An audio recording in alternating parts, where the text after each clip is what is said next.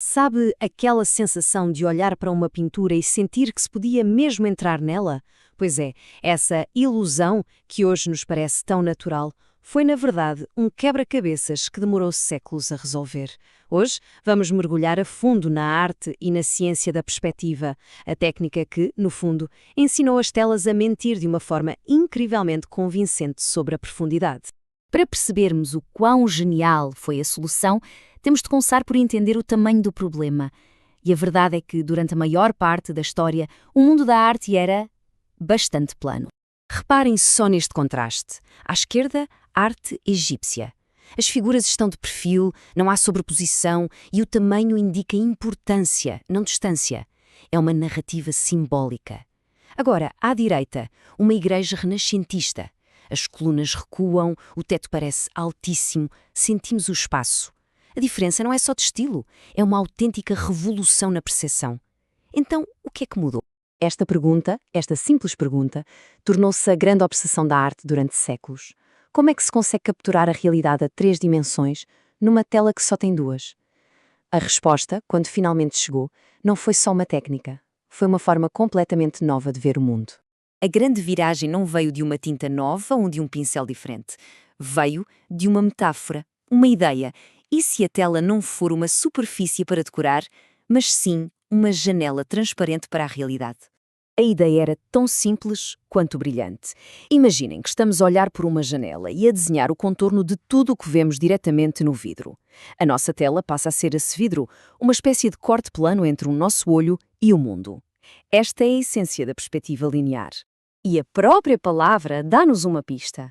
Perspectiva vem do latim perspicere, que significa literalmente ver através.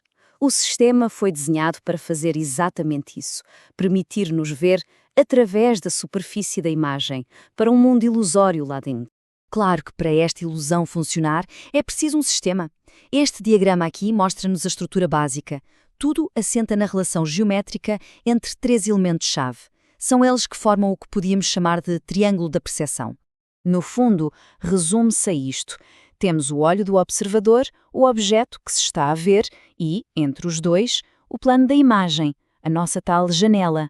A perspectiva é simplesmente a projeção do objeto nesse plano da forma como é visto pelo olho. Uma geometria bastante simples que mudou a arte para sempre.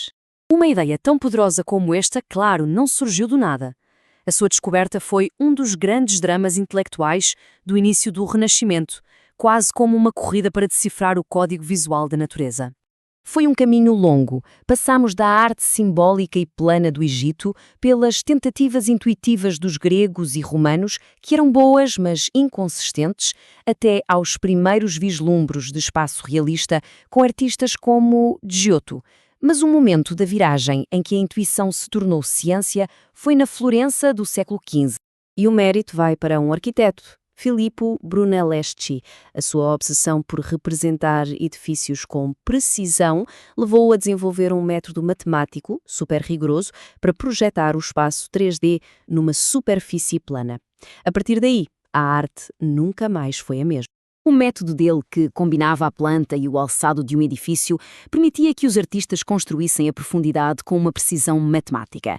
De repente, a arte tornou-se também uma ciência.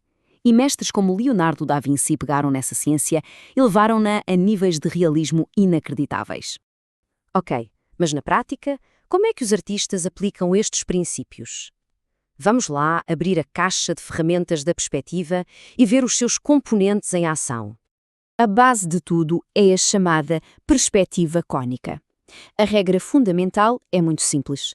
Linhas que na realidade são paralelas, como os carris de um comboio, parecem convergir para um único ponto no horizonte à medida que se afastam. E a esse ponto chamamos ponto de fuga. A forma mais básica de todas é a perspectiva de um ponto.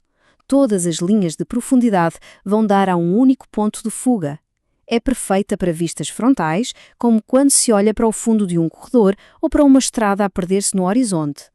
Agora, se rodarmos o objeto ou o nosso ponto de vista, já precisamos de 2 pontos de fuga. Isto permite-nos ver 2 faces de um objeto ao mesmo tempo, como quando olhamos para a esquina de um prédio. O resultado é uma sensação de espaço muito mais dinâmica e interessante.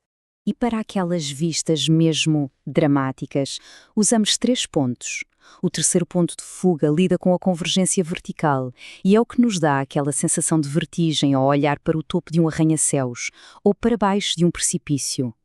É a perspectiva que transmite poder e uma escala gigantesca. Mas é importante não pensar que isto é só uma ferramenta para pintores do Renascimento, ok? Este sistema com 600 anos está mais vivo do que nunca e é absolutamente fundamental no nosso mundo visual de hoje. Olhem só para isto, os mesmíssimos princípios geométricos que o Leonardo da Vinci usava com régua e compasso estão hoje programados dentro dos softwares de modelação 3D, nos motores dos jogos e nas ferramentas de efeitos especiais. A tecnologia mudou, claro, mas a matemática da visão continua a ser a mesma.